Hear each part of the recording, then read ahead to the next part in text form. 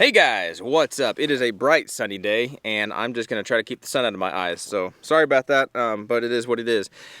If any of you guys follow Dead Air very much, you probably know that most of the folks over there, when they do their live videos and they're asked what their favorite 22 can is, or their favorite host for the mask, most of them, right, including Mike, will say the Beretta 71, right? Having a brain fart, Beretta 71. So I went on a journey to find one, and I ended up finding one, and we're going to take a little look at it today, real quick. Just a real quick overview. Not a review, real quick overview. Let's get into it.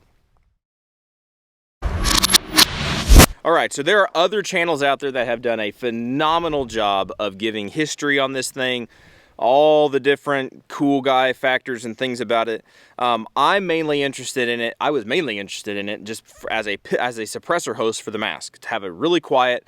For whatever reason, they all said that this gun was one of the better hosts for whatever reason, whether that be it cycles better or it sounds better. I'm not sure. Whatever the reason is, I went ahead and I got one to kind of find out. Looking at it, now that I look at it and actually can hold it and feel it and, fondle it, whatever, however you want to say it, I don't know. It really is very reminiscent of a Beretta 92. The Beretta, it is a Beretta, right? So it has all those features of it with the exposed barrel. I mean, it looks like a Beretta 92 had a baby. Literally. It's just a small little gun. It is not a whole lot to it. It has a frame mounted safety, which is nice. No slide mounted safety. It is single action only. It's relatively easy to take down, and it's supposed to just be a rock solid little guy. So we're going to find that out. One thing I did do is whenever these things apparently are imported for whatever ridiculous reasons, they have to have this big fake suppressor thing on it. It's easy enough to take off. You find the weld spot, you grind that down, take out the little pin, and then you can take off the fake suppressor that weighs about 10 pounds. And then you have the handy dandy little pocket rocket. This little guy, it completely changes the feel of it when you take off this large pipe, which is basically all this is. So I'm just gonna shoot this guy. I don't have it threaded right now for a suppressor, and you might be saying, well, yeah, it's threaded. Okay, again, goofy people that threaded this thing, they threaded it 1/2 by 20. And if you know anything about most suppressors in the United States, I am aware of maybe one company that makes a suppressor that can go on there, but 99.99% of the rest of them have 1/2 by 28. So I have, hopefully, a guy that's going to be threading this and it'll work better. I'm not going to try my hand at it because I don't have a lathe and I don't want to booger this thing up. And these things, finding a barrel for this, look, there's a fly. Oh, the fly was sitting on the fly was stinking. Ah, it flew away. I was going to snap it. Anyway, squirrel, we're going to shoot this thing. Who cares about all that stuff? We're just going to shoot this to see what all the hoopla's about. All right, one thing to note is this thing does have the little European heel safety deal. Not down here like some do, but it's like a weird palm safety, magazine release. If you look at some of the geometry, some of the stuff that goes on the inside of here, there's stuff right here where a normal magazine release would be. So, I mean, they could have redesigned it, re-engineered it, but whatever. That's an interesting little factoid about it. I think it only carries 8 rounds, and this is a Triple K magazine. When I bought this thing, it did not come with an OEM magazine. So yeah, apparently these things work, but I have yet to see, because I haven't done anything with it yet. So let's see. So that is 1, 2, 3, 4, 5, 6, 7. So 8 rounds. Okay, we can do 8 rounds. 8 rounds is fine. All right, let's shoot it. All right, I think that white target out there is about at like 15 yards. It's not very far away. Well, fidget sticks. All right, well, if we look at it, first round. This is a bad omen. All right, let's hope that didn't jinx the whole thing. Good grief. Here we go.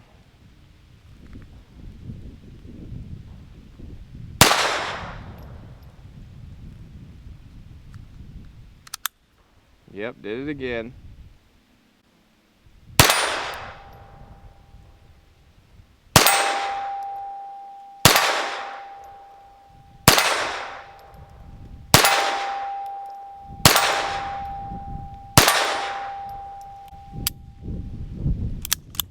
Okay, well, 2 malfunctions. Don't know what to think of that. The group's halfway decent for my shooting with the 22. Let's try that again. All right, this time I'm going to lock the slide back, insert the magazine, and let's see if it works. Hey, okay, so maybe it was a weird user error thing. Definitely could have been. All right, so let's do it again. We're just gonna go for belly button, kind of keep a separate group, nice and tight as we can. That's a failure to eject.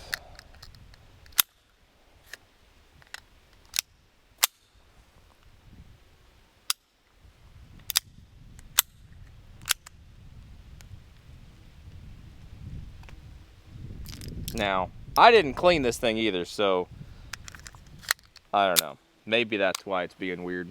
No idea.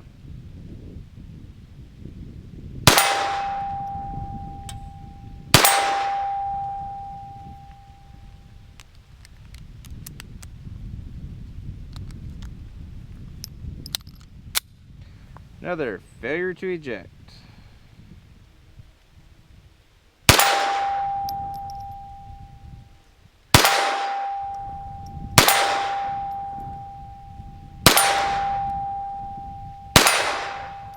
And it held open. Well, you know, you probably couldn't even see those, but it's nothing to write home about. It's a big old group. Recoil wise, there's not a whole lot of recoil to it, I will say that. Maybe if you throw a suppressor on it, it changes things. I would say maybe it needs to be broke in, but I looked up the model of this gun, or the little stampings. This was made in like 1980, so that is a little bit before I was born. Yeah, date myself a little bit. But that's a while ago, so I think it's broke in. That's what I'm trying to say. Maybe it's the magazine. Maybe this is not an OEM magazine, right? This is a triple K, I think is what they're called. Maybe that's what it is. And also, I really haven't cleaned this thing. I don't know. 22s are notorious for being finicky when it comes to needing to be cleaned and whatnot. So maybe that has something to do with it. I might run one or two more mags through it just to kind of see. Just spray some lube on it. Maybe that'll help it. But whenever I get it back to the house, I really probably should clean it. Either way, it's a nostalgic-ish piece of history. It really is. These are really cool guns. But if they don't work, then they don't work. And if it's good, if it's good. If it's bad, if it's bad. Isn't that what I always say?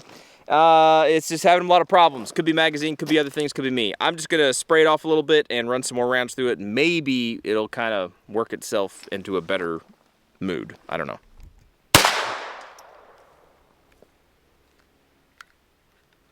It's doing that.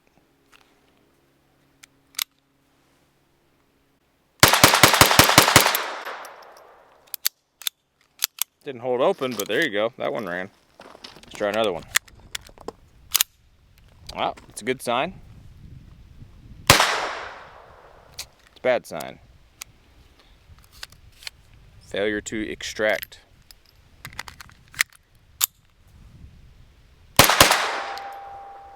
Failure to extract.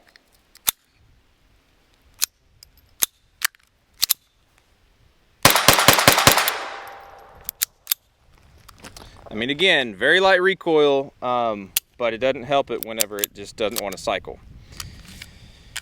Ay, ay, ay. All right, so I got one more magazine, and before I do that, and it's the last magazine of 22 that I have out here with me. I thought I had more in the box, but I don't. We're gonna put on the little fake suppressor thingy. It literally is just a pipe that weighs like 1.5 pounds, whatever. It just weighs an exorbitant amount. It weighs more than the gun, basically. And I don't think that's gonna make any difference at all, but we'll see. We'll see. 8 rounds. Let's see if it cycles all the way through them. We'll just see. We'll just see.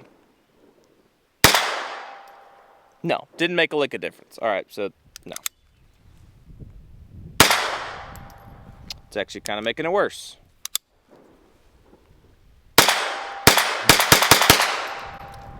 There you go. And then it held open. So anyway, guys, that is kind of a brief overview, first round pop, basically, for me. Now, like I said, this thing is made in 1980, so it's seen plenty of rounds. I don't know how many rounds it's seen. I mean, the rifling is good on these things.